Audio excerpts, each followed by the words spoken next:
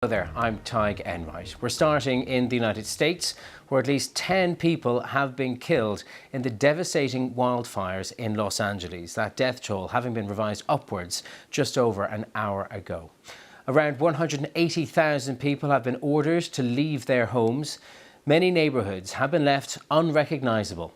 Residents have described the firestorm as apocalyptic. Officials say that thousands of homes and other structures have been damaged or destroyed. AccuWeather estimates the damage is expected to be worth at least $135 billion. It could go as high as $150 billion. And the National Guard has been deployed amid reports of looting. The biggest fires have been burning into a third night. Fierce winds have eased, giving firefighters some respite. Police say they believe one of the blazes in the west of the city was started deliberately. They're treating it as a crime scene. A suspect is in custody and will be questioned. Our North America correspondent, David Willis. Forgive me, we're going to go across live now or hear the latest from our correspondent, Helena Humphrey. I watched this house burn down live on the news. Yeah, this was a beautiful home. Had a lot of good times here.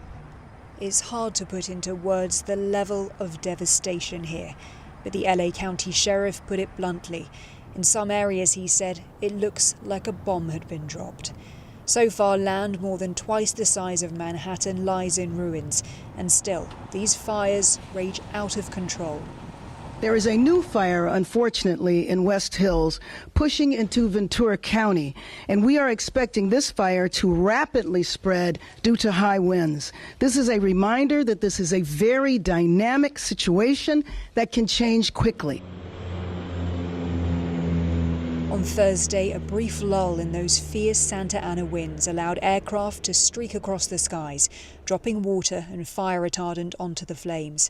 But there's no guarantee that that calm will last, with forecasters warning more winds could fan these infernos even further.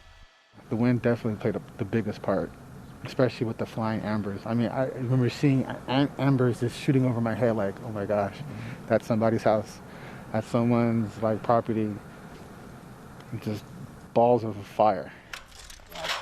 Some residents have ventured back, bracing themselves for what they'd find, only to discover their homes reduced to little more than ash.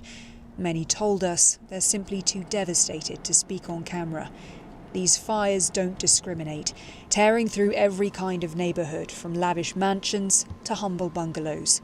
All of them wants a place of safety for someone. This looks like the apocalypse. It just doesn't feel like the normal things that happen in your life. This is something very unusual.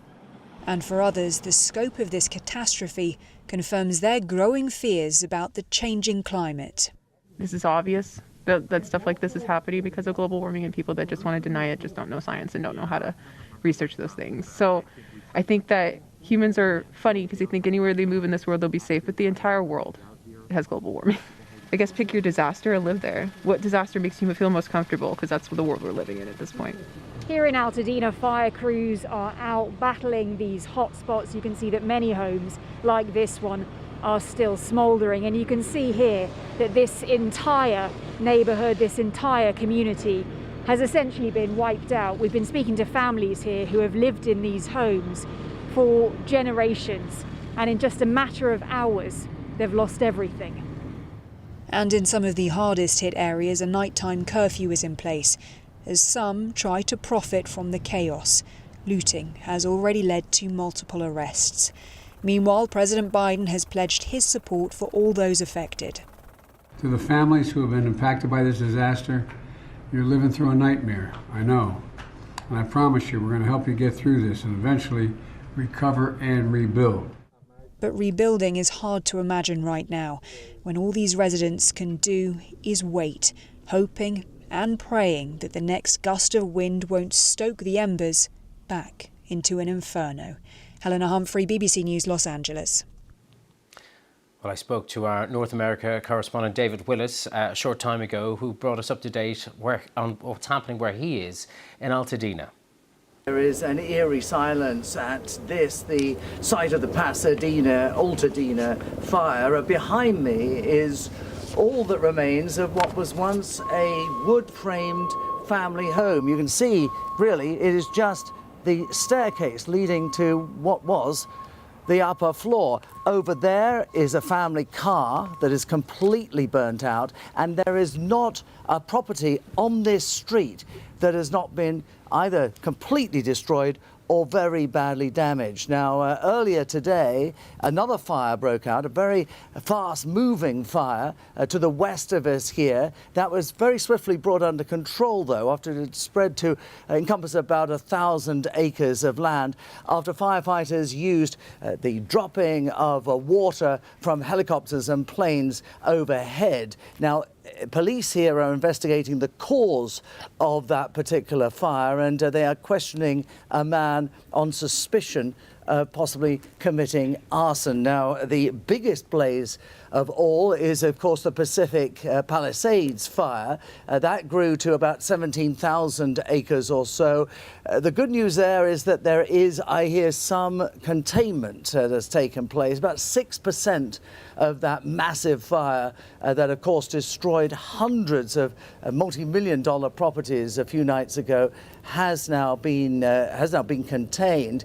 But there is a lot of work still to do there, and officials have been pinning their hopes on the fact that the winds were due to stay fairly calm for the next few hours before potentially whipping up again over the weekend, which could, of course, make their job all the more difficult, Tyke. The disaster management effort, these fires are burning into a third night. We've been hearing some firefighters have been struggling to get access even to water. How has that operation been ramped up? Well, it's going to ramp up considerably in the next few days. Indeed, it has over the last few hours. And my colleague Ben is behind the camera at the moment. Travelled here from Nevada. He saw a convoy of fire trucks coming in from the state of Nevada, as indeed they are being drafted in from states all around here, Oregon, Arizona, Washington State, and so on. We're talking about mechanisms as well as machinery and mechanisms as well as manpower. 400 additional firefighters have been brought in over the last few hours, and the federal agencies and the White House are saying that whatever is needed here will be provided in order to get these sort of communities back on their feet.